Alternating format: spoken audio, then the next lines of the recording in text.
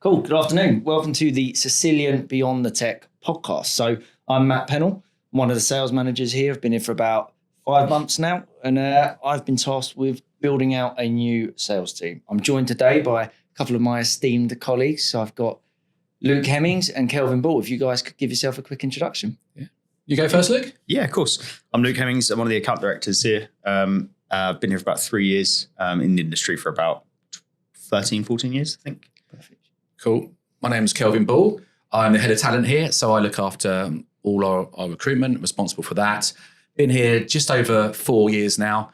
Prior to that, I was 20 odd years on the agency side. Perfect. Now, I know this is going to be a kind of a backwards and forwards, so bear with us. This is all our first podcast. So Luke's actually got a pillow that he's sat on there to make him look taller. But I think we're going to do just a bit of backwards and forwards, right? Yeah, so, I know you're normally going to be the host for these, but yeah. I think as today, it's a lot about being a salesperson in the tech industry. Yeah. I've got a few questions as well. Obviously, I'm not a salesperson in the tech industry, so a few questions for you guys to sort of maybe kick off and then obviously go from there, yeah? Mate, sounds like good. a plan. Good stuff. Firstly, I guess the first question would be around sharing your journey in sales and how you got started in this field. Really. Yeah, cool. I mean, I can go first, mate. Yeah. So what was it, going back maybe 12, 13 years now. So I started as a graduate at Softcat. I went traveling like loads of 21-year-olds do, and then they come back and think, right, what do I want to do? I always kind of knew tech would be what it is, which is a bit mental because my mates all take the mickey out of me for not even knowing how to use any kind of technology, right? But I knew I was good with people and I knew I wanted to earn money. So for me, sales was kind of a logical step. Just went for it as a grad program and thought, actually, I quite like this. Great company, great way to learn. And throughout the years, I kind of built up from there. So I was a graduate and then built up to a sales team leader and did a dual role, like a player manager. And then ran 3 of the sales teams in the London office there and thought, actually, what am I more passionate about? And I realized I was getting more out of the building, taking people on my team from A to B, and I was getting more out of their wins than I was out of my own. Yeah. So I thought, actually, I really want to go into sales leadership. And I kind of took the jump, left Softcat after eight or so years and joined a smaller but up-and-coming reseller called Convergent Technology. Where I was sales manager there, right? And I helped with growing them from, 7 million to 28, 30 million pounds in the last 3 years. And then, now I'm here at Cisilion. I think leading out a team, and I can talk a bit later about what excites me about Cisilion and what got me here, but that's my journey. And you make a good point there as well, I think, about you came to the conclusion that you got more out of building a team and developing others rather than maybe your own personal gain. I love which it. I guess there's two, we can talk about that maybe a bit later, but 2 sides of the coin there, really, isn't it? Some people may not want to go into the management side of things and when that's they're doing completely sales. Cool as well, right? I know some incredible salespeople that stepped into management, realized it wasn't quite what they wanted, and they've gone back into sales and they're absolutely flying, right? And there's no one size fits all. There's progression in sales and there's progression in management leadership, right? It's about finding what makes you tick, what you enjoy, because you have to come to work every day and enjoy what you do, right? So for me, that was the important part, and I love this side of it. So that's why I made that choice, right? That makes sense. Perfect. How about you, Luke? Yeah, for me, really, I actually wanted to get into the technical side of things more. So when I left school, I went to like a technical academy. And I was really interested in how things work, problem solving, that kind of stuff. Did the whole service desk piece. And I got more and more involved in in like managed services, network managed services, things like that. And that was my first foray into sales, I guess. For me, it was kind of a choice between, I enjoyed the technical stuff, but was it something I was willing to kind of put the next X amount of years of my life into training and learning and education? And I got more joy out of the sales side of stuff, I guess. Yeah. So I was a business development overlay for managed services, network sales for a few years. And then I was introduced into account management. For me, it kind of clicked then that was much more the kind of thing that I was interested in. For me, I've always been very similar to you. I've always been good at talking to people, good at building relationships. And one of the best things I think about this job is the variety of people you get to talk to. And of course, the problem solving piece. I mean, that's kind of core. That's one of the core tenets of what we do is helping people solve problems. That may be a business, maybe a larger strategic problem. But yeah, that's kind of how I got into it. So I was at my last company for about 10 years. And then it was kind of over the COVID period. I heard about Cisilion and was interested in what they were doing. And I really liked the proposition that they had. So at that point, I kind of made the decision to take a bit of a leap of faith. Which was quite scary because, you know, I've been at that other company. I was comfortable there. And I think that's one of the problems with it. And one of the reasons I took a role at Cisilion was that I was comfortable at my previous company. It was all I'd really known in professional capacity. And yeah, over the moon I did. I think that's a really, comfort zone, yeah, that's absolutely. A really good point as well, right, about getting out your comfort zone. Because I think it's so easy to just do the same things over and over again, stay where you are.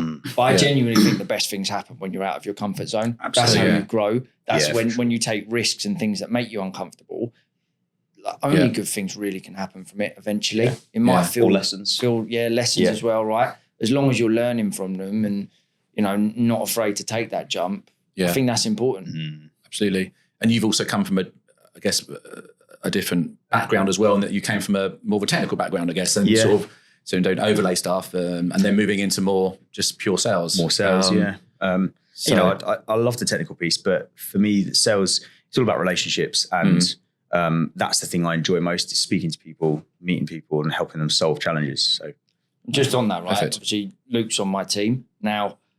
I see firsthand when you're talking to customers, right? And I do think that technical grounding has absolutely elevated you in their eyes, because I think you can hold a conversation, you understand the challenges more intimately than you would have done without, right? Yeah. So gives you more gravitas, I guess. It's quite a unique journey, but I think it's one that's really worked for you.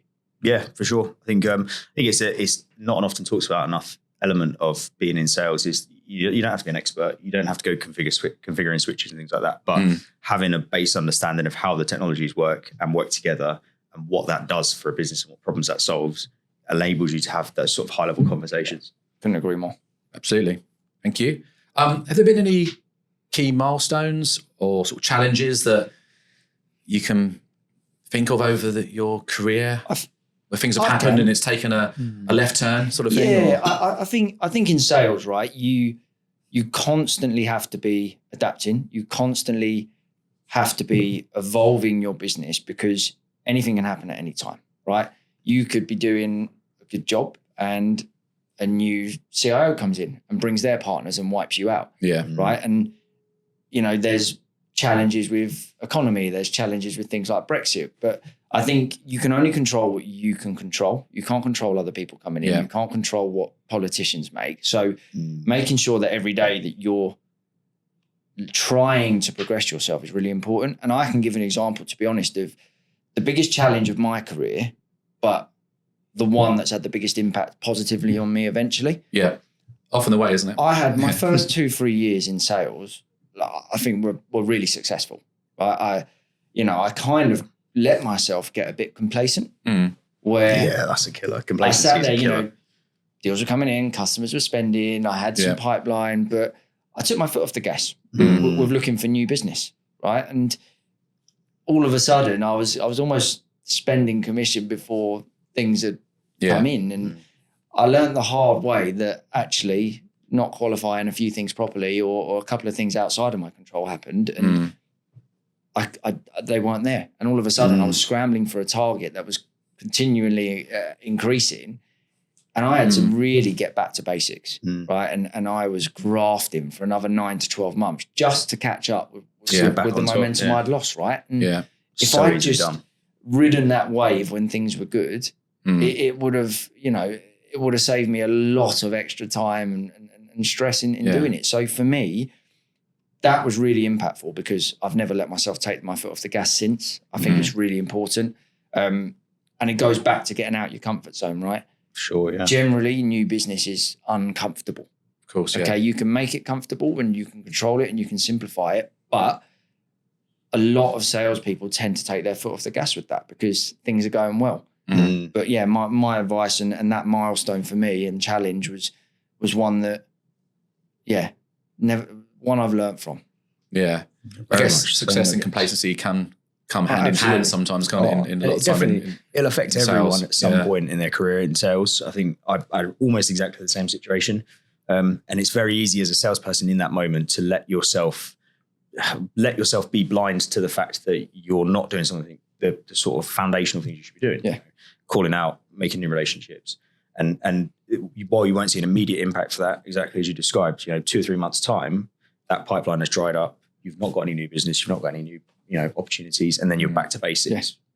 And for me, it's important, right? As a leader, I try and use my experiences to help other people learn from as well. It's never going to be the same. Sometimes people do have to learn the hard way, but I do try and use that to support people and help them not to make the same mistakes that I made in my early career as well. Yeah, absolutely. Cool. How important do you think continuous learning and professional development is in sales? I think they're one of the most important things you can do. I think if there's ever a point, and this applies to most roles, to be honest, but particularly in sales, if there's ever a point where you think that you know everything or that you shouldn't be learning anything new or following current trends, then you're in the wrong career. Yeah. Ultimately, it's all about consistently understanding. The IT and tech industry is a consistently changing and a changing beast that you have to keep up with current trends. Then you have to keep up with kind of industry specific trends. Yeah. Technology changes every day, it feels like at the moment, particularly with some of the current AI advents, things like that. Yeah. Doesn't mean you have to be doing Cisco courses every other week, but it does mean that you have to have your finger at least somewhat on the pulse to understand what challenges your customers are facing as well. Because you can't go to the market talking to people. Exactly. I guess it's having that knowledge to know where the gaps could be and where the sales opportunities could come up when things are changing as quickly as they do in the tech world. Yeah. And I think that's the point, right? Technology changes so quickly. You have to be at least with a finger on the pulse of what's happening.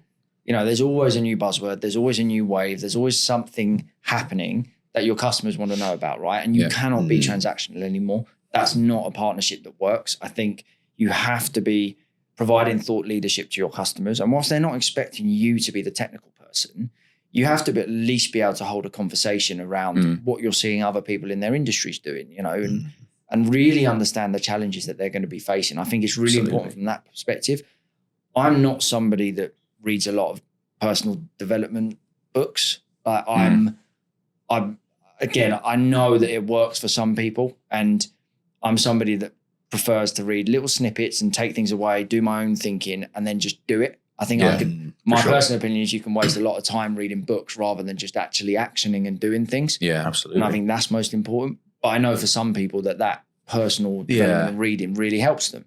I think it's each to their own, but you have to keep wanting to learn. And I think some of the best salespeople I've ever seen is they're all curious. They want to know why things are important to customers. What's the impact going to be? How's that going to drive their business forward? Right. That is what we do, right? We understand what a customer's challenges are, what their strategies are, what their businesses are, how they make money, and then how can technology actually enable them to either drive more revenue, optimize their processes, what they're doing. Yeah. And you can't do that if you don't learn about them, absolutely what's happening. You never have to be too technical, but always try and learn and be a better person than you were the week before. Yeah. That's a really good point about relationships, actually. And around in our field sales, we're not car salesmen. It's not transactional business. Like you said, that's not something that is anymore. And it was actually one of the things that attracted me. We can do it, but it's not how we want to operate. The best relationships are formed from understanding how a business operates and what their challenges are, and then growing with them, not trying to sell them a switch because you've got a number to hit. That isn't a way of doing business anymore, really. Not a viable one. But that's kind of like our values, right? Trust, agility, and excellence as a company. And that trust piece comes from them knowing what you talk about, giving sound advice, constantly, not just sitting there and taking orders and being transactional. They're not going to come to you and trust you with these larger transformational projects if you don't know what you're talking about. No, so exactly. whilst you don't need to be technical, you need to have a grasp eventually, and you can build that year after year, right? Nobody knows everything, but definitely people who want to learn tend to do better in sales. And we've got some of the best pre-sales and technical delivery guys out there to learn from as well, haven't we? So, and also, take along to your clients and customers. So. That's one of the key things for me, right? So something that I think for a salesperson coming to Cisilion is super valuable is we've got 2 pre-sales technical consultants for every salesperson. Yeah. So that to me is a huge benefit. Yeah. Our capabilities to help customers design, implement, manage these technologies that they're investing in is second to none. Yeah. So our job is to manage a relationship and then wheel in these exceptional people to support the customers on their journeys. That's core. That's core to the ethos of every engagement we do. Is sales, not just salespeople, but we shouldn't be having these conversations without engaging those people. They actually want us to bring pre-sales in as much as possible and have those. They develop their own relationships with the pre-sales as well, exactly. right? And it becomes, you get a deeper relationship where the pre-sales truly understand the customer's business as well, and then they can add or give us levels of insight that we wouldn't necessarily be able to get ourselves. So it's so important. Yeah, 100%. And you must see that firsthand, the value that having these guys to get that deal over the line or whatever you want to get from that meeting. Absolutely. Absolutely. I think, and the value that brings to our customers in that, if a senior infrastructure lead has a question he really needs to answer before a meeting with his boss, I would much rather he's on Teams talking to one of our pre-sales guys because they've built that rapport than sending me an email and I engage someone. Having that kind of back and forth flow and peer-to-peer engagement is second to none. And you don't see that enough.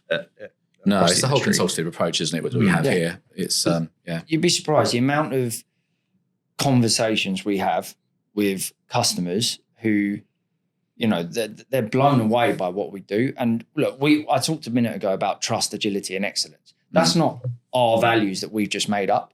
We went out to our customers, did a survey, and asked them to give us the words that they most associate with Cisilion. And they're the 3 that came back: trust, agility, and excellence. And it's because when they work with us, they see how we go beyond expectations at every single step of the sales process, every single step of the delivery process as well.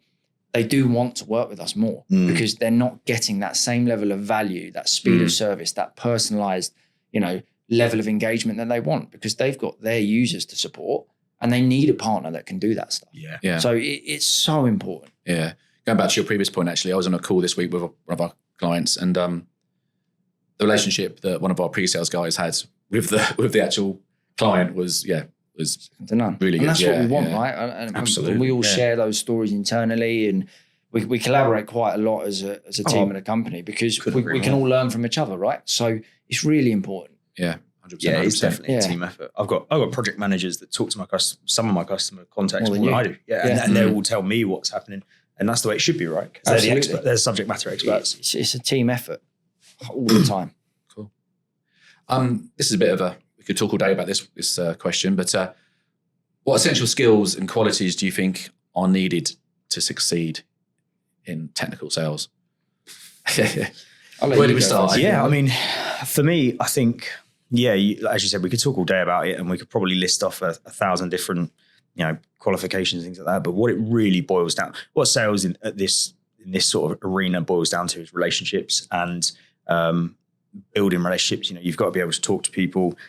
You've got to be able to understand that you are just talking to people. You're two people, CTO or IT director, anyone.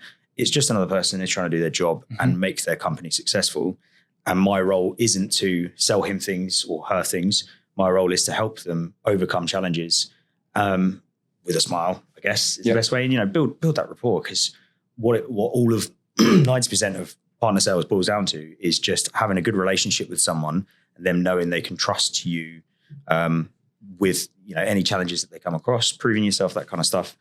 So I guess I've waffled a little bit, but the ultimate answer there is just the ability to talk to people and build an honest and open relationship. People buy from people. Yeah, right? that's true. We live in a world, and I know we talk about our technical capabilities, but there are thousands of people who do what we do. Right? So why is somebody, I guess customers kind of expect you to have a lot of the technical capabilities, and whilst we're exceptional at that, the difference is our people. Right? People buy from people.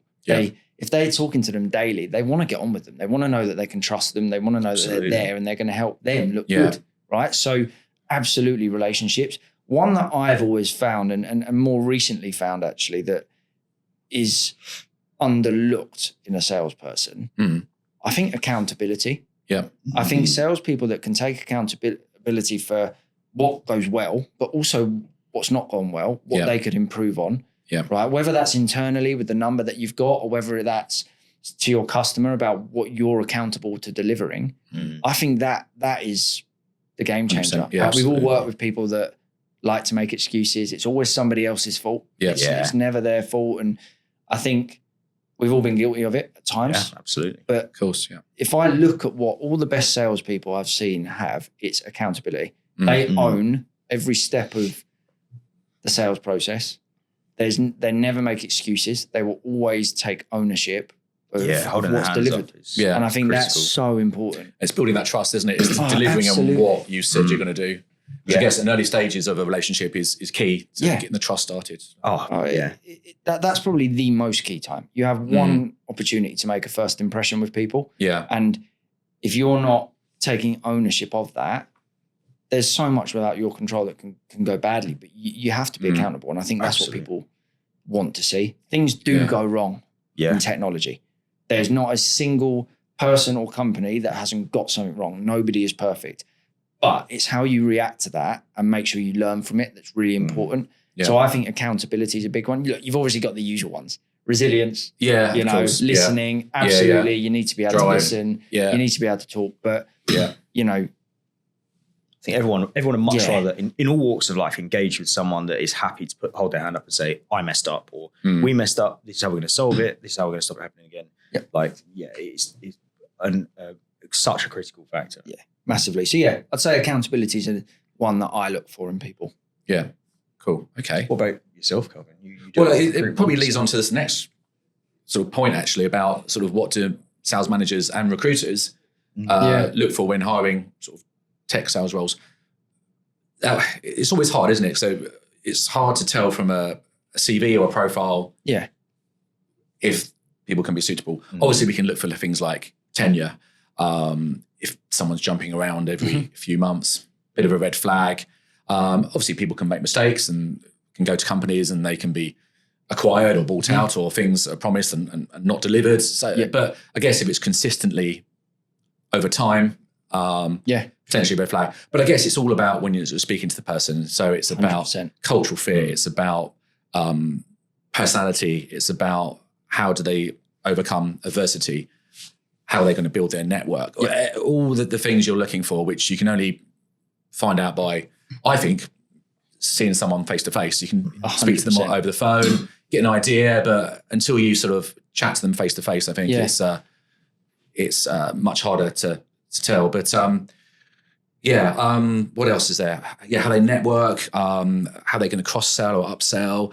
But for us, I think, because we're a very people driven company, it's very much about having that cultural fit and that personality that would 100%. Fit in with us. I think you could have some exceptional salespeople that are arseholes, and it doesn't always work, right? Because you want to create a culture where people enjoy the people they work with, right? But everybody pushes each other on in a healthy way. Yeah. So I do think the cultural fit is so key.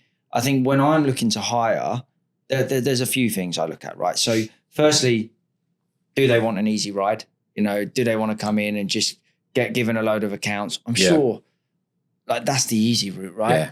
But I think people should want to do new business and embrace new business. I think that's really important. All the best accounts I've ever seen people have not been when they've been passing them. It's ones that they've cultivated themselves right from the ground up. So I think that's really key. I think I always ask myself a question. It's, could I put this person in front of a CIO on day one and they'd be able to hold their own or have a good conversation? Yeah. And I think that tends to work quite well. So you want them to be presentable. Yeah. You're the face of the company when you're talking to these people, right? So you need to make sure that you've got people that are really smart, really presentable, can hold a conversation, and just a good people, right? That's what you kind of want. It's hard to say. It's just really a decent person, isn't it? It's just like, honesty, genuineness. Yeah. And I think we're quite supportive here, right? And it's not, you know, a lot of sales environments can be really like harsh, hire fire, you've not hit your number in 3 months, you're out. It's not like that here at all, right? No. We give people every bit of support, every platform that there is to be able to sell. And, you know, I don't know if I should say this, but I've got people on my team that maybe haven't hit a number for their first 6 to 9 months, but they're doing all the right things. They're engaged with the vendors, they're booking meetings, they're building pipeline. They just need something to click. And I'm so confident in their ability to do that. There's not even a question in my mind that they're not going to be here for years.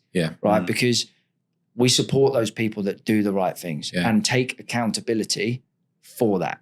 You know, I think the type of business we do is larger projects. Right? Of course. You know, they don't take 1 month, 2 months, 3 months. Whilst we can do that transactional business, absolutely, we excel at those 3 to 6 to 9 month sales cycle projects.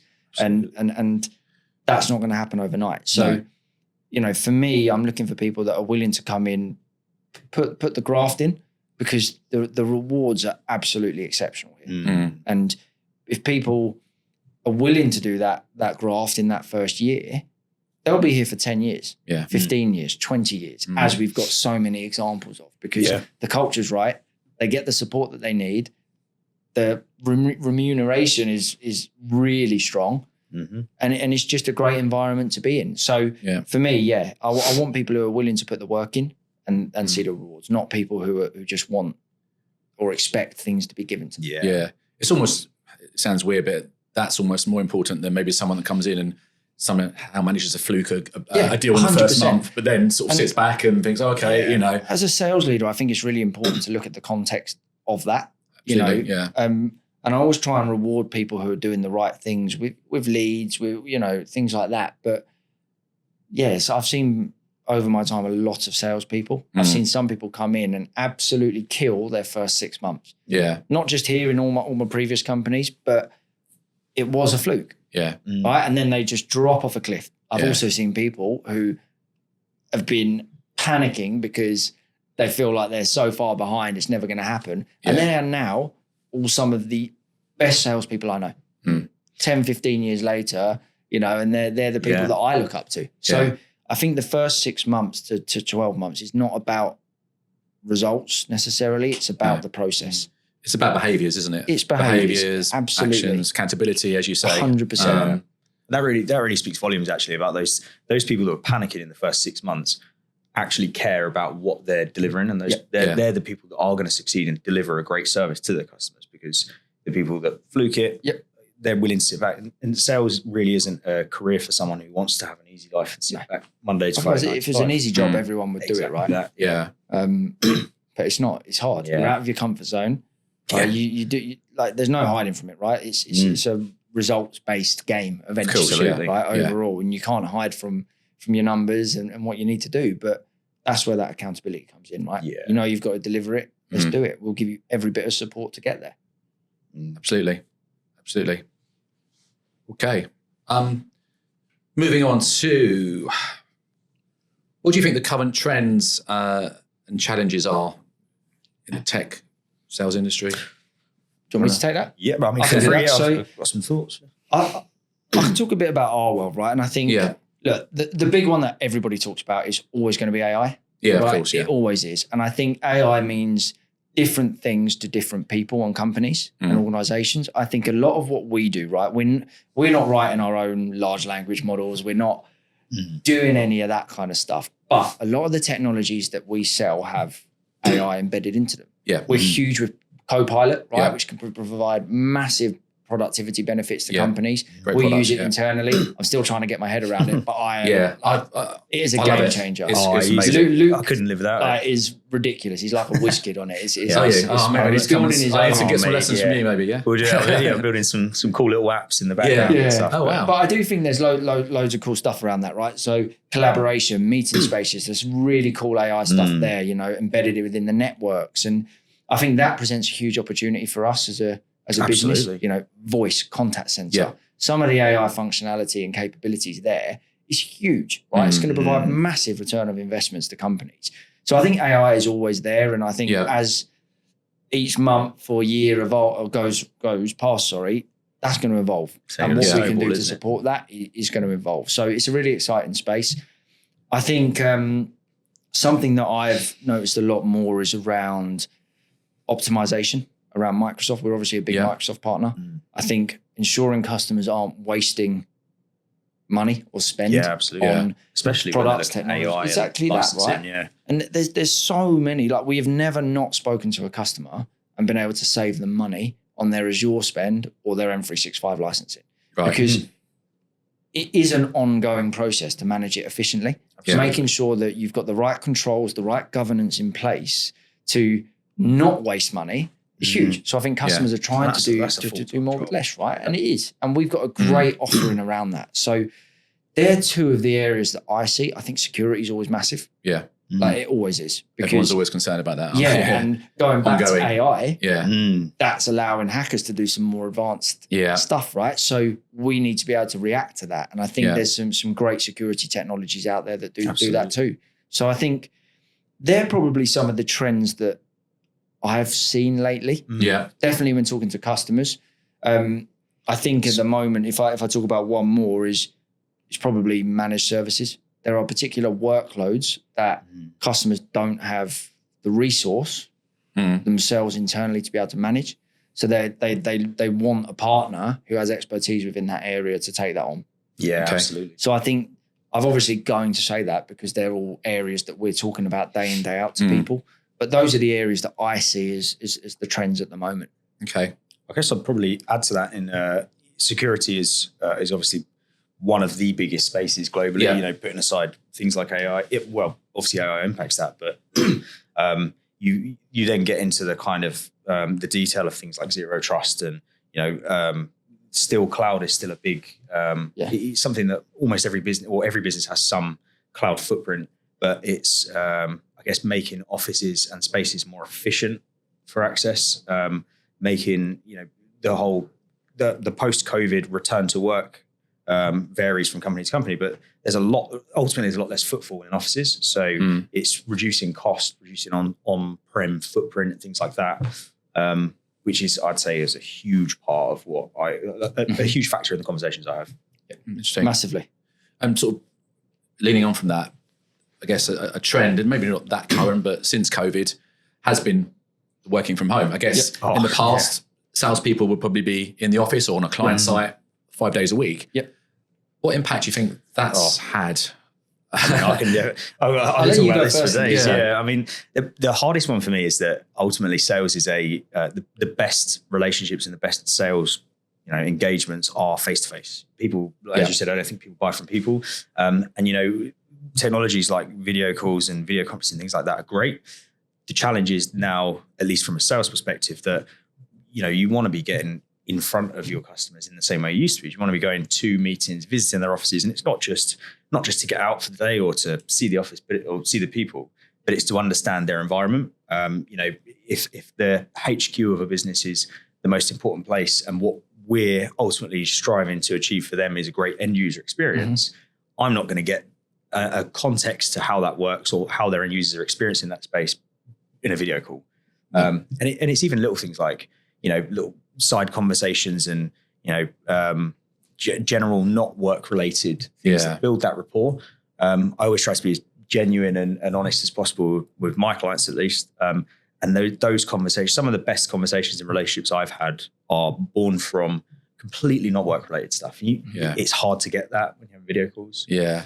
I guess new business can be quite soul destroying. It can. So if you're at home doing it, I mean, I'd much rather be doing it in an office amongst other people doing it, and for me, sharing frustrations and stuff. I successes. Absolutely think hybrid is the way to go, right? I think everybody who works in an office is an adult and they should be treated like an adult. You know what you need to do, you know what you need to deliver. So you do that in the time that you need to do it, right?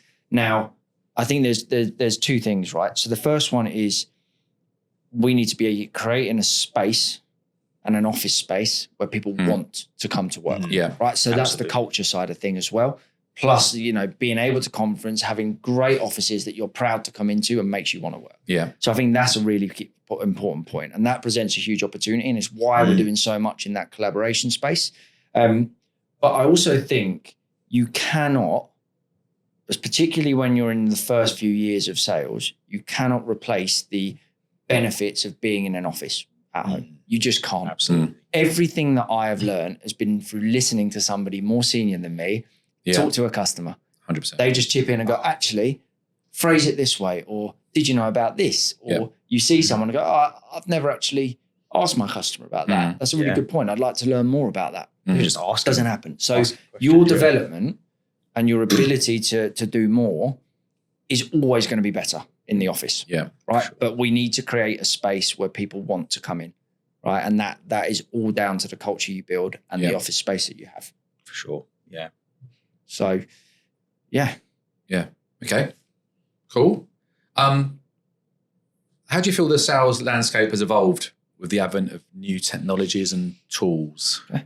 So, I think since COVID, and it is harder to get people on the phone. Yeah. I think it absolutely is. People aren't working in offices all the time, like we just kind of talked about. Yeah. So you have to, there are more platforms out there to get data, obviously GDPR compliant. You know, there's things like that. And you have to, customers expect you to be providing thought leadership. They expect you to have all of the accreditations. So you have to go beyond the expectations. Yeah. Right. You can't do what every other salesperson's doing and just tick along. Right. You have to build relationships. You have to be prepared to do more activity, but structured activity. You can't just phone someone and hope that you'll find something to talk about. Yeah. You know, you need to understand their business. You need to understand what their challenges within the industries are. So it might be compliance. It might be particular things that they do or processes they have where technology can actually drive that forward. Yeah. Right. So you have to do more legwork. But there's also more platforms out there to help you support and do that, right? With marketing, with that kind of stuff. So I remember, you know, when I first started, it was very much just a case of just pick up the phone and don't do anything else for 2 years. Yeah. You know, stand up, and that's great. Stand up, Yeah. put your emails down. You know, from 9 to 12, you're not allowed on the on your emails, and then you can have your lunch, and then you go, right? I don't think you can necessarily, it needs to be like that. I think you still need activity, absolutely, but it needs to be targeted activity to make sure it's warmer. Yeah, absolutely. So fundamentals of sales have always been the same regardless of what the technology is. And there's a lot more noise, I guess, from new business generation and things like that. There's a lot more noise of, you know, silver bullets and tools and you know, mass email marketing, things like that. But ultimately what it boils down to is those tools are there to help you, great, but just putting the activity in. Yeah. It's a great point, right? Because we talked about AI earlier, right? And I know there's always a conversation of, will AI replace salespeople? You cannot replace human interaction. No. Right? You can't. So, you know, I think AI will support sales. I think it will streamline a lot of the processes and actually give us a lot more time back to be spending in front of customers, right? Yeah, so sure, I absolutely think it's a really important thing. There's some cool stuff you can do around AI coaching and things like that for new starters. But, you know, like Luke said, you know, the fundamentals are the same. Yeah. Meet with people, deliver on what you promise you'll deliver. And I massively believe the little things add up. Yeah, definitely. So, you know, just do your job to the best of your abilities and ultimately take responsibility for providing a good service. Yeah. Well, it sounds like Luke's our co-pilot guru anyway. Don't say that too Honestly, loudly. there's some of the stuff he's trying to build. I think he's just trying to get out of work. So to be honest with you. anything he could do to speed that I'm up. really, really busy working on this. Yeah. But I'm cool with it. Yeah. It works. Do you know what? There's so many little things, not necessarily little things, but so many. It's a tool at the end of the day. Yeah. And there's so much it can do. I mean, some of my customers were visibly shell shocked when I was all of a sudden really good at my administrative follow-ups and note taking and things like that. I did admit that it was AI, our robot overlords that helped me there, but it is so important and it delivers a better experience for them as well. Look, if you can use it all to improve the service you're giving to your clients, that is absolutely a game changer, as it has been for you, right? Yeah. So, you know, I'm all for that. Yeah, and I guess you mentioned about old school was on the phone, so at least this way and it's always hard to get. Well, it takes longer to get a meeting, face-to-face meeting. So at least with Teams and doing a video chat, I guess you can get a bit further in the whole stage quicker by having a Teams call. Absolutely. Sure. So it's, 100%, right? Yeah. It makes a big difference to be able to see people, body language, reactions, and you're not just a name behind a voice on the phone or an email or something. You're actually a person, you're right? human, so from a psychological perspective, that makes a big difference too. It Luke really does. would have to have his cushion though, because Yeah, I was thinking he's a bit below on the Teams. I have to set the expectation before I go there. He always looks taller than he is. It's funny. I've got a stack of cushions at home that I just depending who you're speaking to. Which client, which cushions you use. Exactly. Yeah, if I set up face-to-face meetings, I do have to say I am 5'8". Just so you know. Pre-warn them. Which is average height in Cisilion. I'll throw that out there. I'm above average then. Great. Yep. About time. There we go. Rarely am. Any strategies for building and maintaining strong relationships with clients that you could share, or you've had experience with, or you've got stories around? You've got some exceptional relationships, Luke. So I think there's a lot of good stuff you do, but I'll let you go with your ones first. Use some examples of the things you do. I guess for me, we've talked about the honesty, transparency, and all those kind of things before, but what it really boils down to is, as I said earlier, these are people trying to do their job, and my job is to help them do their job. Now, how I do that and how I build relationships isn't by promising to be, always promising to be the best price or always promising to be the fastest, things like that. But it's telling them, it's being able to prove my worth. So I guess examples are things like on the weekend, if something goes wrong and there's, an issue that needs fixing, I'm the first person to jump on the phone, coordinate people. And I know there's people here that do a great job of that, but I like to be at the front of that, and I like to be communicating with my customers so that they know that I'm not just, taking a number and walking away. My job is to make sure that what we're delivering or what we're supporting is doing what it's expected to do, and that when Monday comes around and they've got a raft of questions, I was in the trenches, I guess, making sure that things got fixed, because I care about the ultimate. I care ultimately about the delivery of that. 100%. And I think that resonates with people, because salespeople often have a bad rap for just saying yes or promising the world and overpromise, underdeliver, and all that kind of stuff. But for me, it's about making promises, sure, but actually following through on those, being accountable, like you said. But that's a really good point, right? Because I think there's an acceptance from customers that things can go wrong, right? But I mentioned it earlier. The way you react is more important, right? Relationships are built off the back of that. Because, okay, pound for pound, you might be 1% or 2% out. But if you know that if something goes wrong with X partner or Y partner, and Y partner's going to just go, I don't care, your problem. But X partner's going to go, well, we will jump on that. We will resolve it. We'll support you in getting this fixed. You don't care about the 1% or 2%. No. Because that is worth way more to you than that. So I think that's really key. For me, I've always been, like I said before, a big believer in the little things. They all add up. Absolutely. And it could be as small as customer emails you a request. Just acknowledge that you've received it. Yeah. So that they know you're on it. Give them updates, communication. I think that's so key. Don't promise something that you can't deliver.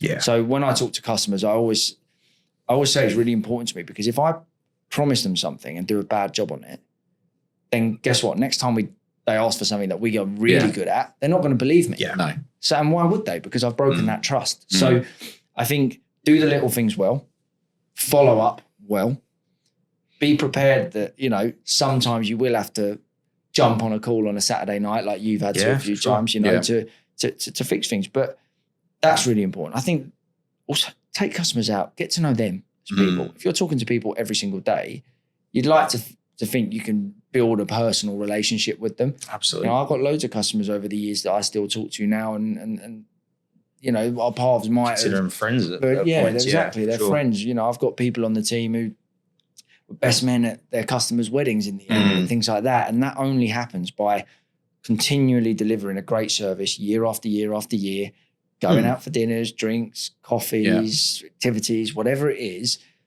but really just understand that person. Yeah. And I think be good.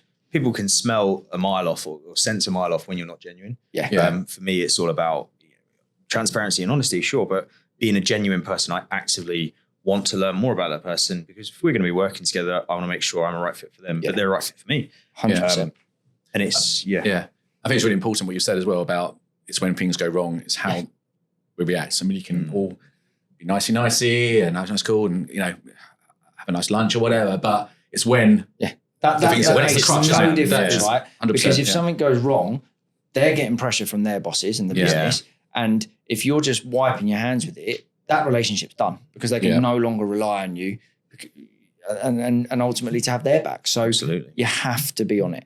You have to. It's not a 9-to-5 job, right? And it doesn't mean you're going to be on the phone every midnight dealing with service tickets. But if it's an important thing and it's something that will have an impact for them, you should absolutely be all over it. Yeah, prove 100%. Yeah, actions speak louder than words. I think it's the massively thing there. Yeah.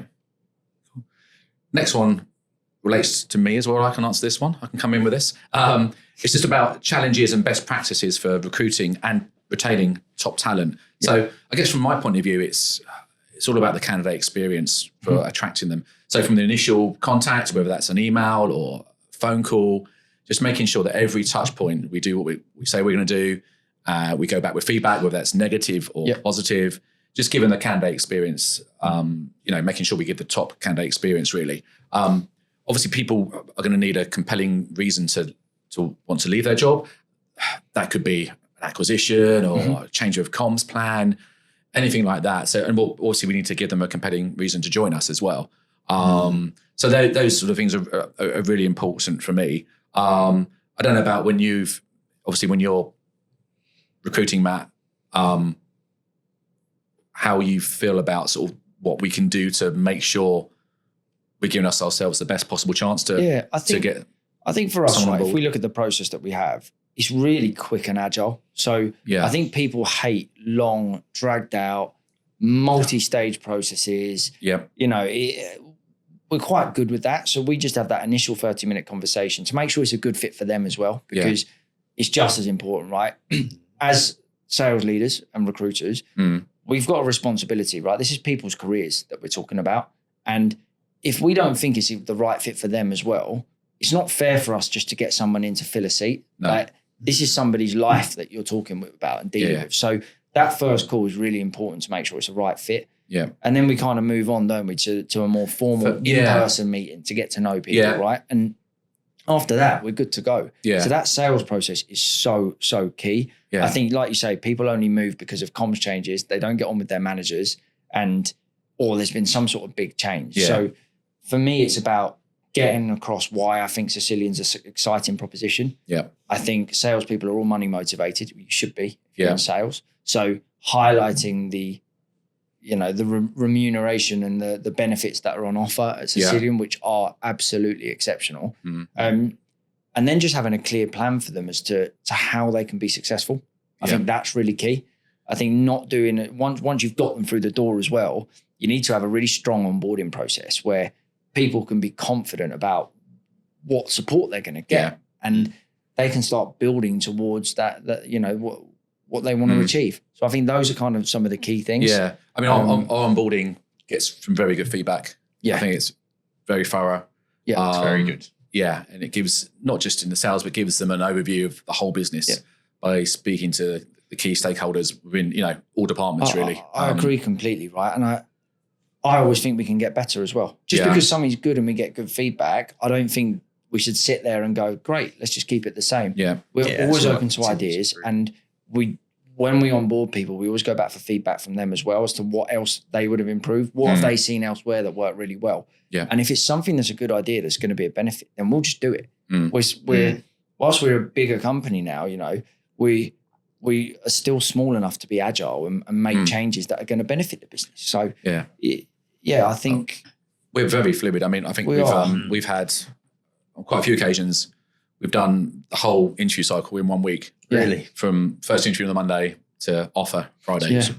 Which is exactly you have to be. It's a competitive market. We could do it in a day if we wanted to. Well, yeah. In reality, it's just the face-to-face that sometimes can delay things because people's diaries and what have you are not in office. And I think just kind of like touching on maybe a challenge with recruiting people is, I think if people are doing their jobs really well in other companies, they tend to be locked into incumbency protection, renewals, annuity business, all of that kind of stuff. Because years ago, people could move a book of business with them when it was all just hardware, because you just buy new hardware. It's not like you're locked into that partner. Yeah. But with more SaaS-based models, subscription models, consumption models, you are locked in. So the business you've won is hard to move over straight away. So I think a challenge that we have is people who are doing really well in other companies, and then something's happened or whatever, so they want to come and move. It's making sure they're willing and they understand that it might not be the easiest thing to move your business straight away, but that's not necessarily our expectation. The expectation is you come in and you work with some people, get those meetings at least, put yourself in a position that in a year or two, when those come up, you are going to be able to go after it, but you're still willing to put the work in now.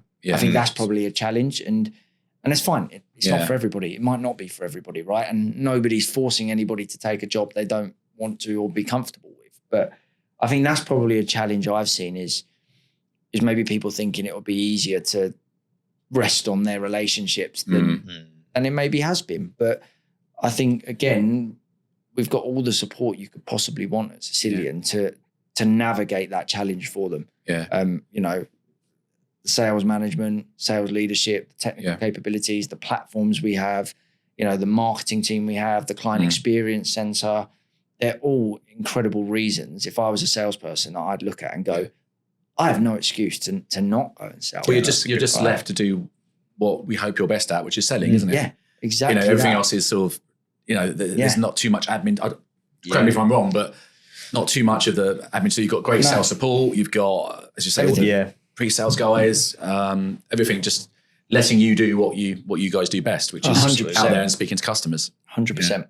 That's what you want, right? Otherwise, you just become an admin person, and it's exactly. It's not what anybody enjoys doing. No, it's not what you should get into this career for. No. Obviously, I've no take on the recruitment process. I'm not.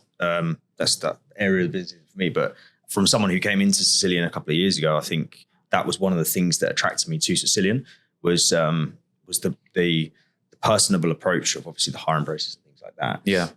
But it's actually something you said earlier, Matt, around.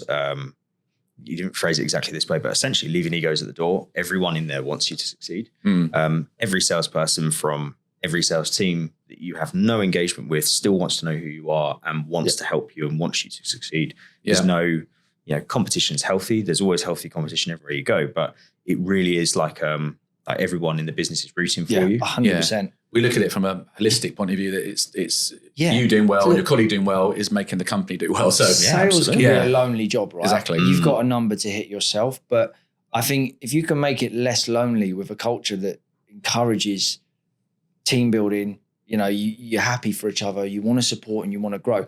That's how we grow the business, right? 100%. So I'm glad you brought that up, mate, because I think that's something in 5 months that I've really noticed here as well. Good. Yeah, and sort of around the retainment piece as well. Obviously, getting them across the line, people across the line is good. Yeah. Obviously, it's then about sort of, as we mentioned it before, about the support that we give these people, and also I guess it's about fulfilling any promises that were made by us in the interview process. Absolutely. So it's if you start moving goalposts, that's when people leave. Yeah, because they get frustrated, right? So for me, again, it's don't promise something we can't deliver. Yeah, that I'm always so honest with people in that recruitment process as to what I expect, but what they can expect back. And I think if you contract with each other, and commit to each other, then there's nobody can argue. They can't 6 months down the line, and I 6 months down the line can't go, well, we didn't agree with that, because we have, and we've been really clear about it. So I think from a retention perspective, setting really clear goals and expectations on day one is so key, right? And making sure that people are bought into that. I think from a manager, none of us here are micromanagers. I don't think it works. No. I think all it ends up doing is creating robots, stops people from, expressing themselves, and puts more pressure on them. And puts so much pressure on people, right? And when you're under pressure in sales, you do things that aren't in the best interest of the customer, ultimately, right? So that level of service then starts to be impacted. So none of us are micromanagers. We support and we can set really clear guidelines, right? But I think if you want to retain people, you need to have a culture of success, right? A culture of learning, a culture of collaboration, and People need to feel like they can earn money fairly. They need to feel like they're learning, and they need to feel like they have all the tools possible, and that the opportunity is always there, and that they can progress. Yeah. So I think here, like I said before, you can progress just in sales and continually take on more responsibility, or you can go down the management route. Yeah. The exciting thing for me is, look, in the last 4 years, we've quadrupled in size, right? And we're looking to keep going on that the growth journey. Right? It's crazy. Very aggressive. So, and I know we're going to go on to it, but we want to be £1 billion company. Yeah. Right?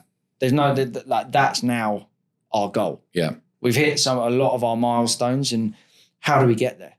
We get there by hiring people who, want to make a career for themselves. They want to take it in the journey that they want, and we'll support them in doing that. Yeah. If you're joining a company that's just happy staying the same, that's cool. It's not a problem. But Cisilien's not that place. We want to grow. From a sales point of view as well, you should be looking at a company that is looking to grow as much as 100%. the aspirations that we have. You think of the opportunity that provides, right? Yeah. You can find things that you say, I want to do this. Yeah. Great. We'll support you. Yeah. I want to go into leadership and run my own team. Absolutely. Let's get you there. How do we do that? Or I just want to sell loads.